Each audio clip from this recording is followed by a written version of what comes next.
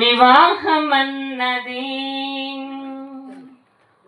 పవిత్రమైనది, ఘనుడైన దేవుడు ఏర్పరచినది. వివాహమన్నది పవిత్రమైనది, ఘనుడైన దేవుడు ఏర్పరచినది.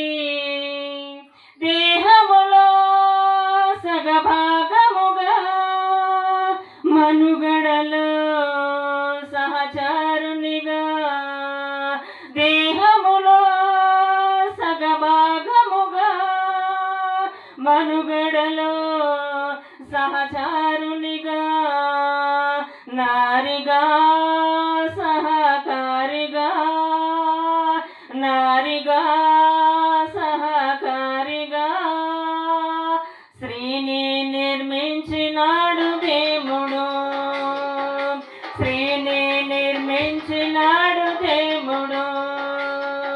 వివాహమన్నది పవిత్రమైనది, ఘనుడైన దేవుడు ఏర్పరచినది. వివాహమన్నది పవిత్రమైనది, ఘనుడైన దేవుడు ఏర్పరచినది.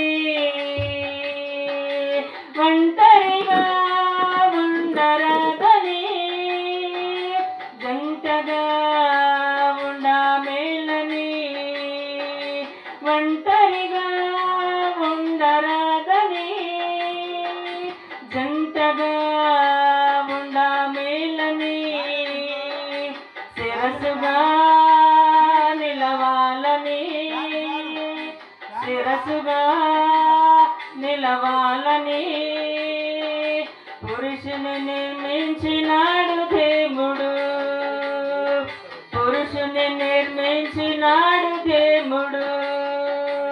వివాహమన్నది పవిత్రమైనది, ఘనుడైన దేవుడు ఏర్పరచినది.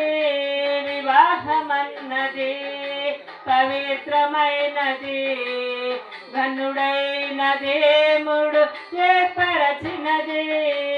దేవునికి అతి ప్రియునిగా ఫలములతో వృద్ధి పొందగా, దేవునికి అతి ప్రియముగా ఫలములతో వృద్ధి పొందగా, వేరుగా నున్న వారిని ఒకటిగా ఇలా చేసినాడు దేవుడు.